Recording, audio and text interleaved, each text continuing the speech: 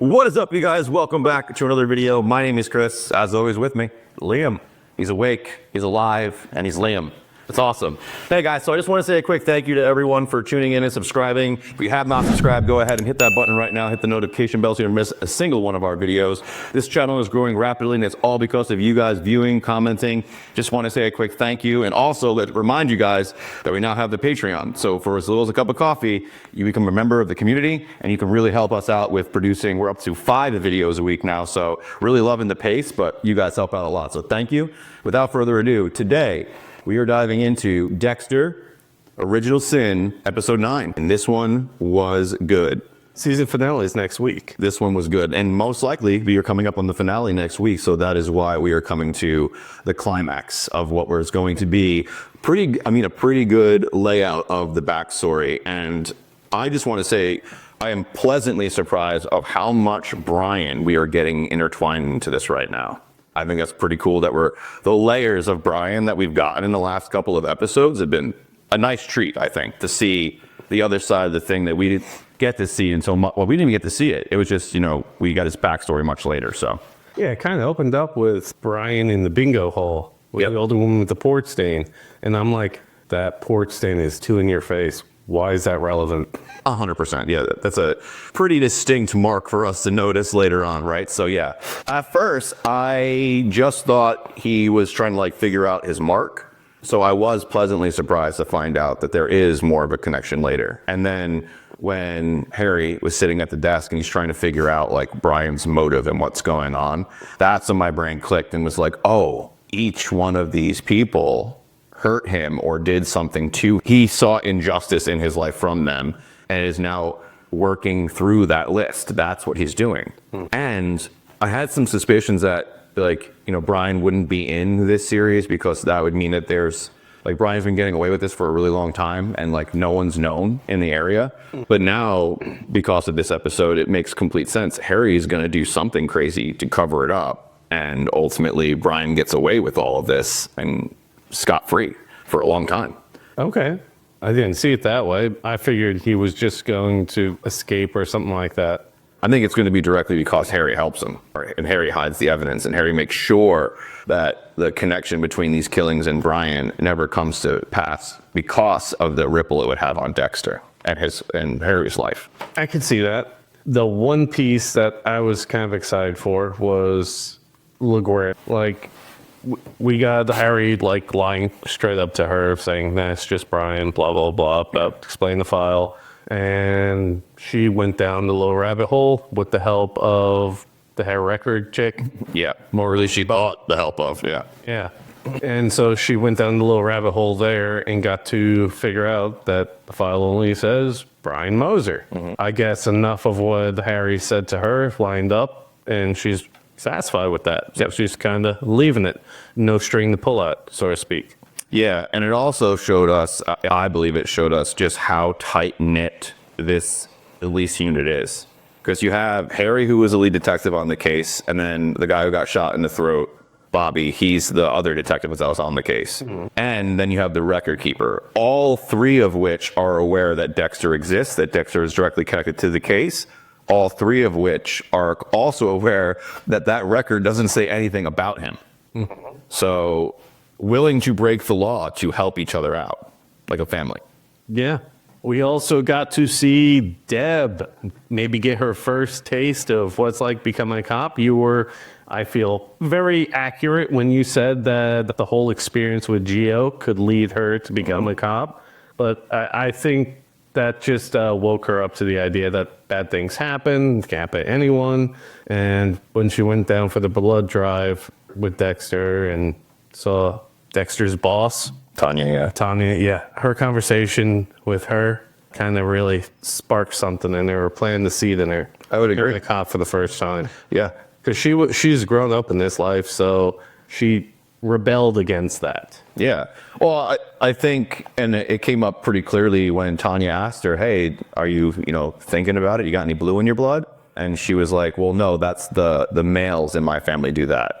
Right. And so I think in her mind, that was never even an option. Becoming a cop wasn't a thing. She was going on a different path. I think her asking that question and then her also having that family feeling, you notice how happy and like everyone was really, well, except for LaGuardia, everyone was really friendly with her and like talked to her and was nice with her. And it was like a family vibe, really. Like, oh, I know your dad. Like, hey, how you doing? Like, yada, yada, yada. She's missing out. Exactly. And I think that really gave her a sense of like belonging, like she wanted to be a part of something. Plus, she's grown so much more attached to Dexter. Yeah. And the chance to be able to work with Dexter all the time as well. And I think Tanya, you know, I ultimately thought she was going to, because she was so in your face, I thought she was going to end up being evil. But now I think she's only in the show she's like guiding the Dexter, like the Morgans. I don't think she has as much of a deeper role as I was thinking originally. I was obviously Patrick Dempsey, who I said from the very first episode, something's off about him. Yeah. And I just couldn't put my finger on it. And then lo and behold, it's because he's been the bad guy. I feel like they paid homage to that in this episode. When he first has Patrick Dempsey, he's like something along the lines of, man, you're a good actor. Yeah. That kind of piece. I feel like that was paying homage to what you and so many of everybody else in the comments was saying about him feeling off. Yeah. And so that line, you're a really good actor, I think really did it. Yeah. Did you catch that one? Yeah. When he says him on the strap at the table, Yeah. says you're a better actor than a serial killer or a killer. Yeah. So at first I thought he screwed up because he, you know, obviously had blood drawn twice, multiple times at him, some showing him weak. I thought maybe he wasn't thinking correctly, and then he sliced that thing on accident. I never had that thought. No. Yeah, no, he obviously very strategic, already in the truck waiting for him. So I was like, that was a pleasant surprise for me, because I was like, oh shit, Dexter's gonna screw up, and he's gonna get away, and he's gonna get to Harry, or something's gonna happen. And nope. He just really wants to find the kid, so he has to let him go to find the kid. So that made sense. And do you think that that is his son? Do you think they are actually like his blood related? No, I don't. Because when he talked to the kid, you were right. I thought that the kid only had like that like half awake sense of a parent. No, he was honed in, like you said. He knew it was his dad right away. And so when he exposes his face and says to him, "This is never about you. It's going to be over soon." Like that, like there was no care, no love, no compassion in his voice, his tone, his face, or anything. And like to me, being a father, like I obviously couldn't even put myself in that situation, but like it would be hard not to like feel for a child, right? And he just didn't care. So to me, that shows no blood. Yeah, I don't think there's any blood, and I think they gave it away early on in the season with the whole "you had an affair longer than he's been alive" thing. Yeah. Specifically say for 16 years. Like, why would you say that? You could just say you've been having an affair forever or for a long time. But specifically saying it so that we know the amount of years compared to the kid's age makes sense, right? Yeah. Yeah, so that to me was kind of crazy that he doesn't intend for the son to live, the kid to live. Otherwise, why would you ever show who you are? He plans to kill him. I'm going down the tangent in my brain right now about Clark the cop. With the HI scene? Yes. Yeah. So what if the Brian Moser thing, if they pin it on Clark? We're getting a lot of attention on him. Yeah, and I had quite a few of you all in the comments also letting us know that, hey, you think that he could be just a self-deprecating, self-hating, and that's why. Or maybe it's the HIV thing that got the scare and caused him to start this, because he said it was a few weeks ago. Yeah, Barton called him a few weeks ago. Yeah. Yeah. And that's around the time the first murders started in the timeline of the series. Yeah, because it was long enough for him to get the call, get tested, and be waiting for the results.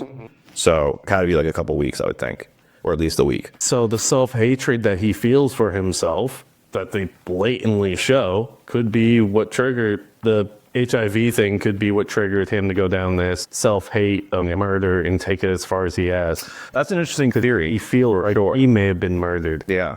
There was another comment that we had that I really got attached to, and I think that this is going to be kind of like how the season finale goes out, and then how we see season 2 premiere. So I believe that Clark will end up being killed by Brian, right? He'll end up being a victim of Brian. What ends up happening is that Doakes from this original series will end up leaving the military because Clark is a family member. This is not my original theory. This was actually one of our viewers who commented this.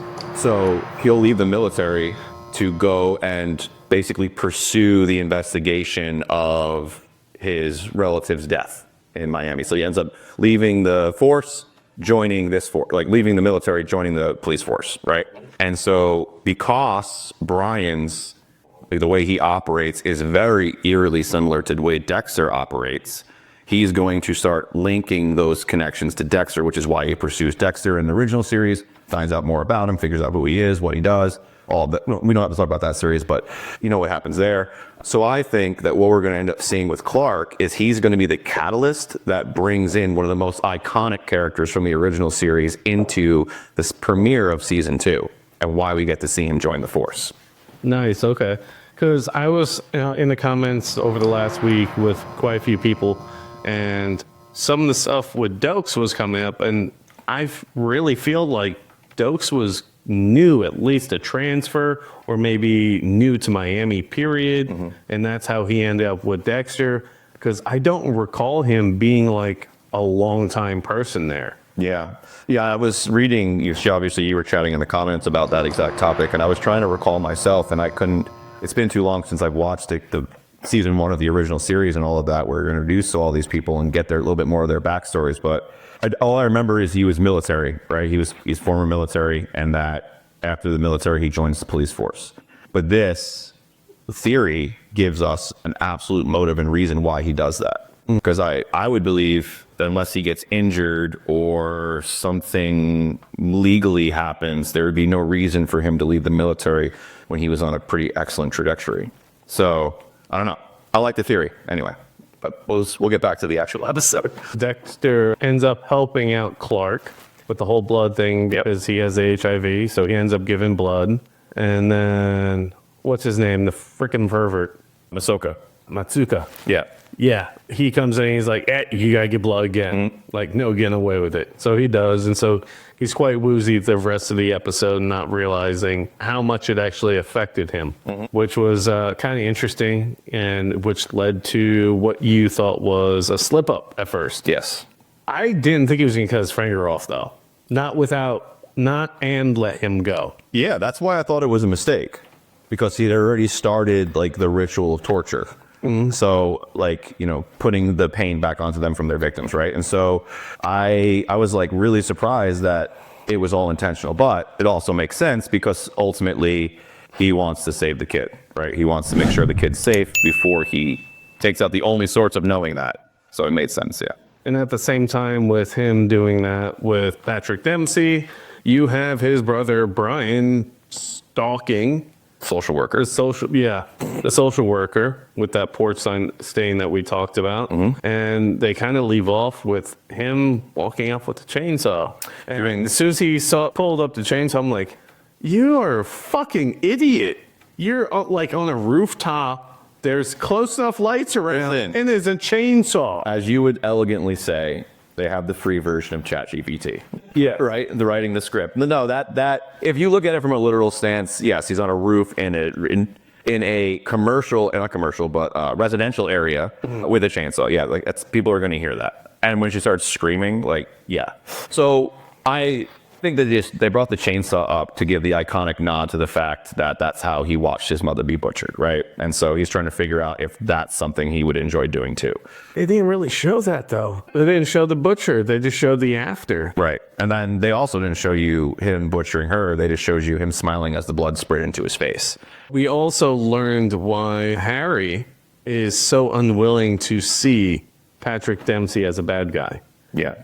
Because he shielded him. He's been covering for him forever. Yes. Like, they are a tight-knit family, that they are. Yeah, 100%. They'll cover for each other. They'll break the law for each other. They'll do crazy things for each other. I mean, that's the loyalty of someone who goes through traumatic experiences together. Yes.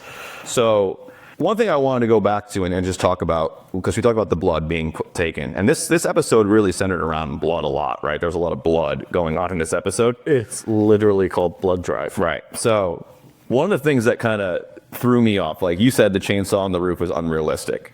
When they open up the Connex after 2 days of searching, and the blood didn't coagulate. and the blood poured out as if it was like a waterfall. The average person has less than 2 gallons of blood in their body, right? Like obviously based on size and weight, but average person less than 2 gallons. There were what, 6 people total in that Connex. 2 of them were little boys who didn't get killed, so 4 bodies. And you're gonna tell me that after 2 days there was a waterfall of blood that poured out? It was so unrealistic for me. Their liberty. Yeah. Sure, for dramatic effect. But then I immediately pushed that to the back of my head and went back to the scene because I wanted to see, really what was the state they found the boys in, And at that point, Brian's in full protect mode, trying to protect Dexter and do everything he can to help Dexter. And Dexter's basically like zoned out singing show tunes. So you think his trauma locked him into fight or flight? I think he fought. I think, yes, 1,000% watching his mother get butchered, watching those people get butchered, and then being left in that blood for 2 days was very traumatic. I think the thing that broke Brian and made him way worse than he could have ever been was the only thing he had left was protecting Dexter and making sure his little brother was okay, and they took it from him. That makes sense. So now he's not. The only thing he had left is gone, and now he's all alone. Well, they took it for him for some damn good fucking reasons. He tried to suffocate baby Deb for crying. Yes. He showed psychotic, very violent tendencies, 100%. But then you have the social worker who promised they would never split the boys up, but then was just like, again, this is all the writing of the show, not anything to do with it's poor writing really is what it is, but they all very, very much are giving into the fact that we know we shouldn't separate it, but let's just do it anyway. This one's violent, but I screwed this one's mother and he calls me daddy, so I'm just gonna hold on to this one. It was just a really weird, in no real family setup, especially with the cop. In my opinion, I truly believe that how that broke down and happened would never happen. But again, we're taking liberties with a TV show, and we need to know why Brian's no longer there and why Dexter is and da-da-da-da. I just think that if you had a kid who just had a traumatic experience and they're lashing out violently, the first thing you're going to do is not turn them over to the state. You're probably going to get that kid help, especially because you already have their brother and care for their brother. That was just my opinion of the whole situation. But again, I'm projecting my own life and my own values onto a TV show, which is probably not smart. So we'll move on. So Harry also gave Dexter the name for the boat. Sapai. Yep. Right? Yep. Which makes a lot of sense and feels like a nod to the old series, which is in the future ahead of this one. But I feel like that was supposed to be a nod for that. Yeah.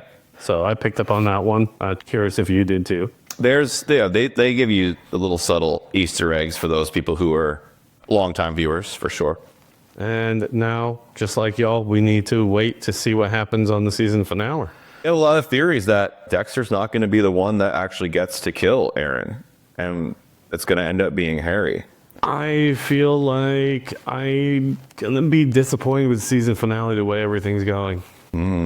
What do you guys think? What do you think the finale, is it going to be the climax we've all been waiting for, or is it going to just be Blue balls. Yeah. No, I am. Either way, I'm excited. I am pleasantly surprised with how much I enjoyed this season so far, and I'm excited to see how it really does come to an end for season 1 anyway.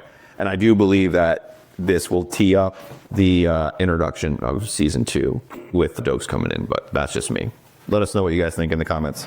And thank you all for your comments and your theories, because it definitely helps us formulate more, and together I think we're really coming up with the collective idea of what we think is going to happen.